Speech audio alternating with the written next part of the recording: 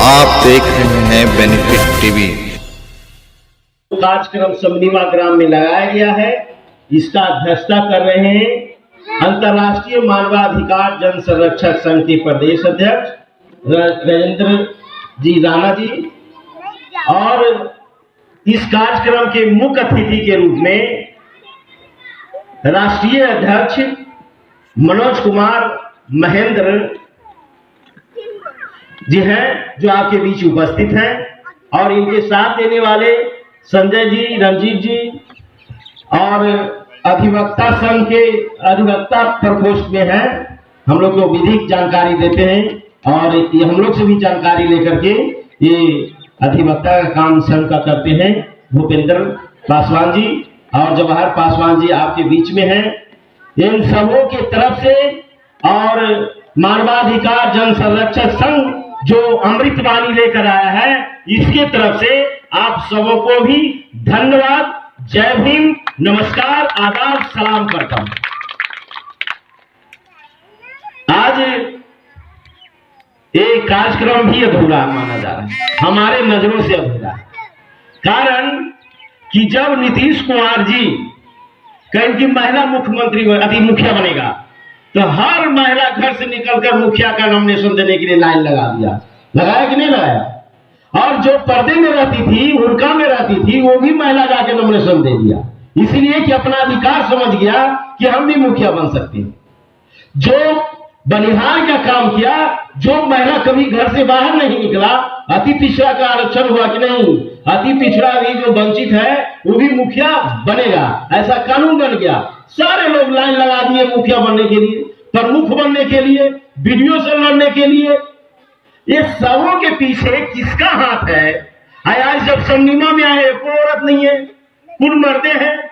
अब मर्द की जरूरत नहीं है अब कानून व्यवस्था में। जनप्रतिनिधियों में आपका आरक्षण छिना के महिलाओं के हाथ में चला गया, अब महिला की जानकारी है ये नहीं है। परिणाम क्या होता है? मुखिया और प्रमुख बन जाती है महिला, और उसके पीछे पीछे चलता है पुरुष। जब तक पुरुष नहीं चलेगा महिला कुछ कर ही नहीं सकता। हम लोग इसी कानून के बारे में बताने आए हैं कि हम सबों का मसीहा, हम लोगों के हमदर्द, हम लोग के सारे समस्याओं का निदान करने वाले, एक ईश्वरीय शक्ति प्राप्त करने वाले, जो विश्व का सबसे छठा विद्वान आदमी, उससे बड़ा विद्वान इस धरती पर अभी तक नहीं आया, डॉक्टर भीमराव अंबेडकर साहब का देन है कि आज हम लोग आपके बीच में आए हैं। डॉक्टर भीमराव अंबेडकर जो संविधान भारत का बनाए, आप लोग भी भूल गए। आप लोग क्यों भूल गए? कि यदि किसी का मानसिकता था कि हिंदू हो तो हिंदुस्तान का संविधान लिखा था, यदि मुस्लिम होता तो मुसलमान का संविधान लिखा था, यदि ईसाई होता तो ईसाई का संविधान लिखा था। बाहर भाग्य निर्माता हम लोगों का, जिसने भारत का संविधान लिख दिया और भारत में सभी को जीने का अधिकार दे दिया। कोई माई का ऐलान नहीं कर सकता कि तुम वंचित हो, तुम गरीब हो, तुम परजात हो, भारत में नहीं रह सकते हो। ऐसा बोलेगा तो संविधान का अपमान होगा, और संविधान के तहत यदि उस पर कार्रवाई होगा तो जेल जाएगा, वो बाहर नहीं रह सकता, उसको पर सजा सुनाई जाएगी। ये बाबा साहब का देन है, और बाबा साहब ने मौलिक अधिकार सबसे पहले दिया। अब सुन लीजिए, जो लड़का पढ़ने जाता है उसको स्कूल में बताया जाता है भारत का संविधान का पहला कड़ी है समतामूलक समाज, यानी सभी को मूल्य बराबर। समतामूलक माने यही ना होगा, समतामूलक की भारत में वास करने वाले, भारत में जन्म लेने वाले, जैसे ही 18 वर्ष का हो जाएगा तो बेटा हो या बेटी हो, छूत हो या छूत हो, नीच हो या ऊंच हो, सबको वोट देने का अधिकार है। ये मौलिक अधिकार है, ये मौलिक अधिकार बाबा साहब ने दिया। और मौलिक अधिकार में इतना मजबूत अधिकार है कि उतना नेताओं को भी अधिकार नहीं मिला। आप जब 18 वर्ष का हो गए भारतवासी हैं तो जीवन तक वोट देते रहिएगा, चाहे 100 वर्ष क्यों न जी लीजिए, चाहे आप खटिया पर सोए हो, लेकिन आप जब वोट देने का बात आएगा तो आप अधिकार का प्रयोग बूथ पर जाके कर सकते हो। लेकिन जिसको आप वोट देते हैं वो नेता 5 साल से ज्यादा नहीं रह सकता। 5 साल से ज्यादा नहीं रह सकता। क्यों नहीं रह सकता? बाबा साहब जानते थे, बाबा साहब भविष्य जानते थे, यहाँ का भाग्य निर्माता थे कि हम जिसको वोट देने का अधिकार दे रहे हैं, यदि वोट देने वालों को यदि 5 साल से ज्यादा समय मिल जाएगा तो फिर अत्याचार करेगा, फिर शोषण करेगा, फिर सामंती बनेगा, फिर सीना तानेगा और राजतंत्र कायम कर देगा, लोकतंत्र नहीं रहेगा। इसीलिए तो जब 5 साल बीत जाता है ताल मार देते हैं, कहते हैं मुखिया जी आइए, फरियाइए फरियाइए, आपने क्या क्या वादा कर गया और क्या क्या किए हैं, सब हिसाब किताब हम लोग रखे हुए हैं।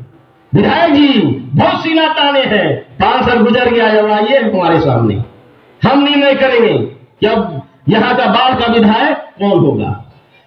5 साल गुजर जाता है लालू जी का, आप सीना तानते हैं, उनको भी जवाब देते हैं कि आइए लालू जी, आपको 5 साल मुख्यमंत्री बनाए, आपने क्या क्या किया, जिसका हिसाब इस बार हम देंगे। और देते हैं, नीतीश जी को भी जवाब देते हैं, देश के प्रधानमंत्री को भी जवाब देते हैं। ये बाबा साहब का दिन है, बाबा साहब का लिखा हुआ संविधान में मौलिक अधिकार है, इसका दिन।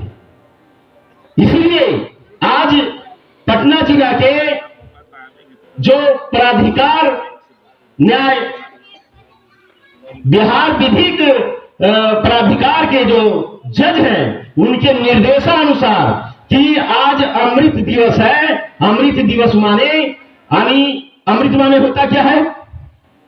अमृत माने होता है कि जब जीवन अंत होने लगता है उसको पिला दीजिए, फिर जिंदा हो जाता है। तो आज की स्थिति ऐसा लग रहा है कि हमारे भारतवासी, भारत के लोकतंत्र के मालिक जनता आज निराश है, कहीं न कहीं निराश है या नहीं?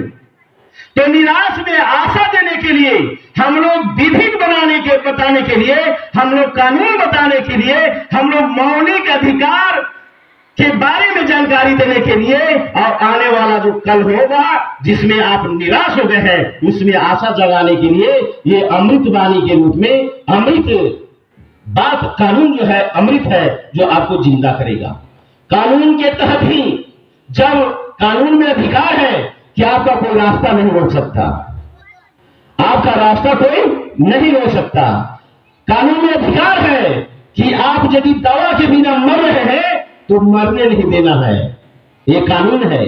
क्या कानून बना हुआ है कि यदि कोई भूखे है और मर रहा है तो मरेगा, तो यहाँ के मुखिया और मुख्यमंत्री तब दोषी होगा, देश के प्रधानमंत्री भी अपराधी कहलाएंगे। इसलिए कि बाबा साहब ने संविधान में मौलिक अधिकार दिया है, जीने का अधिकार। सबसे पहले है जीने का अधिकार। तो कैसे जिएंगे, कैसे जीना है? क्या सब दिन हम बकरी चराते रह जाए? क्या सब दिन हम मुर्गी पालते रह जाए? ऐसे ही जिंदगी जीना है? अच्छा जिंदगी जीने के लिए जो कानून बना है और सरकार जो हम लोग बनाते हैं, हम जो लोकतंत्र के मालिक हैं, मालिक जो है चुपचाप देखता रहता है और जो चौकीदार है वो डंडा चला देता है। डंडा चलाया कि नहीं चलाया? डंडा नहीं चला। मौलिक अधिकार है जीने का, हम लोग घर में भी नहीं जीता है। यानी पैखाना बंद, खाना बंद, अगले घर में भी बंद, सारा चीज व्यवस्था बंद हो गया। यदि जो कानून जाना वो लाठी चलाया। क्या कारण था भाई? कोई कारण होगा कि ठीक है यदि आप हमको जीने के लिए ही बंद कर दिए तो बंद रूम में हम ऐसे जिएंगे, ऐसे भी भूखे मर जाएंगे।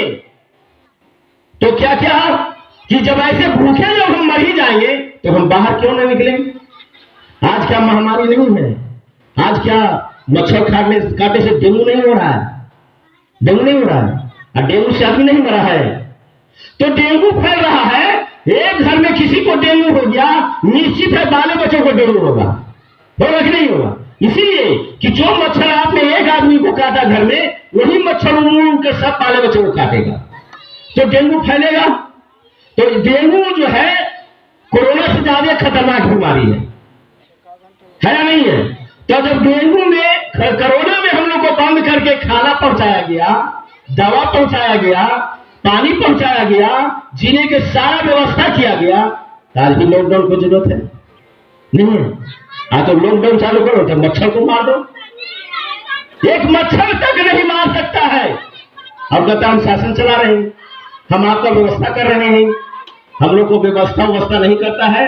हम लोग यही जगाने आए हैं कि आप लोग मत का प्रयोग करते हैं, अधिकार जो देते हैं, उस अधिकार में ऐसे लोगों को वोट दीजिए जो आपका विधि व्यवस्था के तहत आपको मान सम्मान के साथ आपको अच्छी जिंदगी जीने के लिए आपको व्यवस्था करे, उसी व्यवस्था को वोट डालिए। यही हम लोग बताने आए। कारण कि सारे मौलिक व्यवस्था का मालिक वही जनप्रतिनिधि हो जाता है। आप निश्चित होकर के बकरी चलाते हैं, भेड़ चलाते हैं, मुर्गी चलाते हैं, गाय चलाते हैं, बकरी चलाते हैं, सुअर चलाते हैं, चूहा पकड़ते हैं, और जो आप जीवन जीने के लिए काम कर रहे हैं उससे आपका जिंदगी अच्छा नहीं हो रहा है। ना आपको घर बन रहा है, ना आपके यहाँ रोड बन रहा है, ना आपके यहाँ पानी की व्यवस्था है, ना आपके यहाँ कोई दवा की व्यवस्था है, आप भूखे मर रहे हैं। तो ऐसा व्यवस्था पर कैसा भाई? तो ऐसे मजबूर किया जा रहा है। आज बाबा साहब ने संविधान में लिखा है कि भारत में जो बच्चा जन्म लेगा वो 14 साल तक पढ़ेगा, है संविधान में लिखा हुआ। ऐसा हम लोग बता रहे हैं। और यदि कोई पूछेगा तो कहिएगा कि मौलिक अधिकार में है शिक्षा का अधिकार। शिक्षा का अधिकार में 14 साल तक जो लड़का पढ़ने का काम करेगा, मुर्गी नहीं चलाएगा, बकरी नहीं चलाएगा, भैंस नहीं चलाएगा, बकरी नहीं चलाएगा, क्या करेगा? पढ़ने जाएगा। जब वो पढ़ने जाएगा तो 14 साल में मैट्रिक पास कर जाएगा। जैसे मैट्रिक पास करेगा तो क्या साक्षर कहलाएगा? वो विद्वान कहलाएगा, पढ़ा लिखा कहलाएगा। और पढ़ा लिखा क्या, आज हम लोग के बच्चों को साक्षर भी करने का व्यवस्था नहीं है। जब हम सरकारी स्कूल में बच्चों को पढ़ने के लिए भेजते हैं तो हम वहां पर पढ़ाई समाप्त है या नहीं? हम गांव में इसीलिए आए हैं। क्या शिक्षा व्यवस्था है मजबूत? आपके यहाँ शिक्षा व्यवस्था मजबूत है? क्या आपके बच्चा सरकारी स्कूल में जो पढ़ रहा है उसमें भरोसा है कि वो जज बनेगा, कलेक्टर बनेगा, छोड़िए ना चौकीदार बनेगा? जो व्यवस्था है चौकीदार भी बन पाएगा? नहीं बन पाएगा। आपके यहां जो दवा का व्यवस्था है, क्या मलेरिया का भी दवाई है, सर्दी खांसी का भी व्यवस्था है? तो कैसा व्यवस्था है? हम लोग का जो बाबा साहब ने संविधान में मौलिक अधिकार दिया था, मौलिक अधिकार में जीने का अधिकार है, और जीने के लिए हम लोग को लिए क्या क्या व्यवस्था करना है। जो वोट लेने आता है नेता लोग, वो कहता है कि मैं रोटी, कपड़ा, मकान, दवा, शिक्षा और सुरक्षा। देख लीजिए भैया, जोड़िए आप लोग। रोटी यानी खाने की व्यवस्था, भूखे नहीं रहना, रोटी कपड़ा यानी नंगे नहीं रहना है, और मकान, रोटी कपड़ा मकान दवा और शिक्षा और सुरक्षा, ये सब मजबूत है तब तो कोई बात नहीं है। यदि नहीं मजबूत है तो हम लोग को साथ देने की जरूरत है। आप लोग हाथ से हाथ मिलाइए हमसे।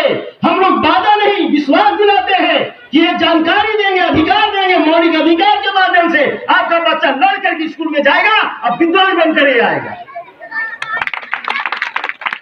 कोई जानकारी रहेगा तब नहीं। इस जानकारी देंगे कि आपके बच्चा यदि बीमार होगा, इस हॉस्पिटल में जाएगा, लड़कर दवा इलाज होगा और सुरक्षित वहां से चलाएगा।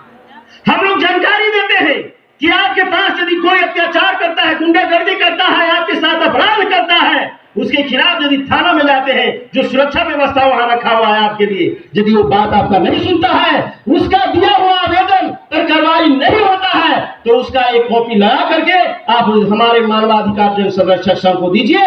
हम लोग को मान्यता बिहार नहीं, अंतर्राष्ट्रीय मानवाधिकार जनेवा से हम लोग को मान्यता मिला है। यदि भारत वाला नहीं सुनेगा, बिहार वाला नहीं सुनेगा, यदि जिला वाला नहीं सुनेगा, हम लोग अंतर्राष्ट्रीय मानवाधिकार जनेवा के माध्यम से आपको न्याय दिलाने का काम करेंगे। यही हम लोग बता रहे हैं। और इससे भी ज्यादा हमारे राष्ट्रीय अध्यक्ष जो ये संघ बनाए हैं, जो संस्थापक हैं, वो विशेष रूप से आपको बताएंगे एक एक कानून जो बाबा साहब ने बनाए हैं। कानून, पहला कानून क्या कहता है, दूसरा कानून क्या कहता है, तीसरा कानून क्या कहता है, इस तरह से 30वां कानून आपके मान सम्मान और जीने की व्यवस्था के लिए बना हुआ है, उसके बारे में भी बताएंगे।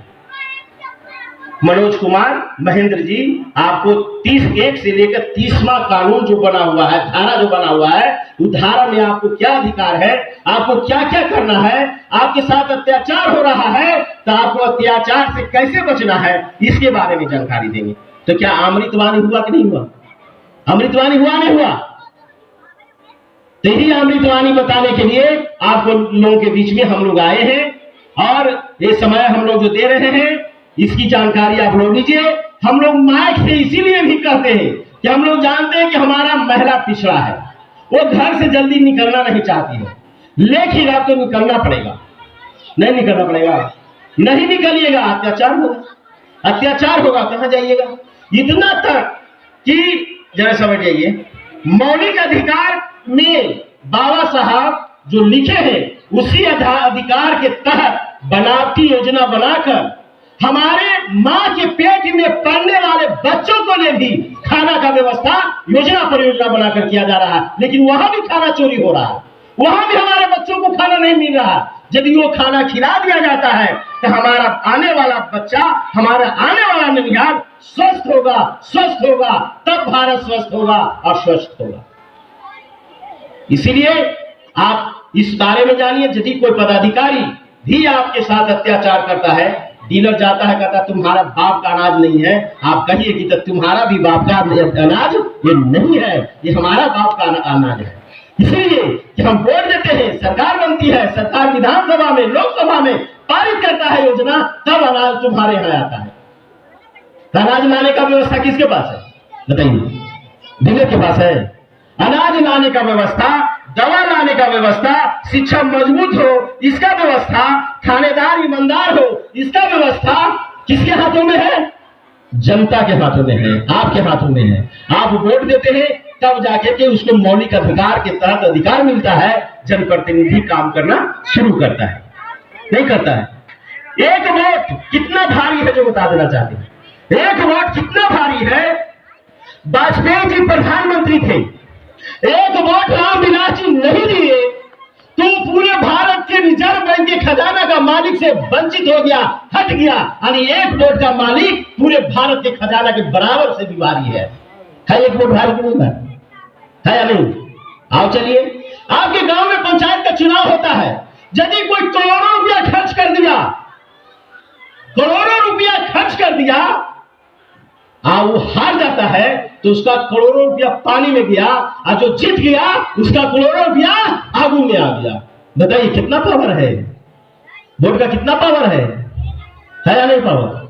आज से 20 साल पहले लालू जी डट के कहते थे बिहार का मालिक मैं हूं, बिहार मेरा है, बोलते थे कि नहीं बोलते? आज कौन बोल रहा है? आज कौन बोल रहा है? कुछ ही पहले मनमोहन सिंह कहता था मेरा बिहार, राजीव गांधी कहा मेरा बिहार। आज किसका बिहार? आज किसका देश? ये वोट का खेल है। अब वोट जो है मौलिक अधिकार है। बाबा साहब ने संविधान में आपको मालिक बनाया है लोकतंत्र का, आपका चौकीदार अब पहरेदार है नेता। इसीलिए पहरेदार ईमानदार खोजिए, उसके हाथ में डंडा भी मजबूती से दीजिए। यदि डंडा बेईमान के हाथ में दीजिएगा आप ही पर डंडा चला देगा, यदि ईमानदार के हाथ में दीजिएगा आपको उस डंडा से सुरक्षा देगा, सुरक्षा व्यवस्था मजबूत करेगा। करेगा नहीं करेगा? इसीलिए ये जागरूकता हम लोग बताने आए हैं, हम लोग ये जानकारी देने आए हैं जो आप नहीं जानते हैं। हम लोग को जानकारी देने से आपको ज्ञान खुलेगा और दरोगा का हालत खराब हो जाता है। थानेदार नहीं चाहता है कि मानवाधिकार काम करे, कारण कि हम लोग काम करेंगे तो उसका रोजी रोटी मारा जाएगा। हम लोग जब काम करेंगे, जानकारी देंगे, तब बीडीओ साहब का रोजी रोटी मारा जाता है। इसीलिए कि जब हम आप लोगों को जानकारी दे देंगे, ये अमृत पिला देंगे। बाबा साहब ने भी कहा था कि ज्ञान शेरनी का दूध है, जो लड़का पी लिया वो गरजेगा, उसको कोई मायका लाल नहीं रोक सकता है। इसलिए जो अमृतवाणी पी लेगा उसके साथ कोई अत्याचार नहीं कर सकता है, यही मेरा दावा है। और इसके हमारा जो संगठन है उसका उद्देश्य है। इसीलिए आपको समय नहीं लेना चाहते, आपके बीच में राष्ट्रीय अध्यक्ष जी मनोज कुमार महेंद्र जी आपके बगल के हैं। मेरा घर ऐसे बख्तियारपुर हुआ, ठेका भी था, हम लोग तो आपके बीच में ही रहने वाले हैं, इसीलिए घर के मुर्गी दाल बराबर। फिर भी हम आपके मुर्गी दाल बनना चाहते हैं, हम आपका मुर्गी बन करके आपका भोजन बनना चाहते हैं, आप प्यार से भोजन करिए। इसी के साथ जय भीम, जय भारत, नमस्कार, आदाब, सलाम। आप देख रहे हैं बेनिफिट टीवी।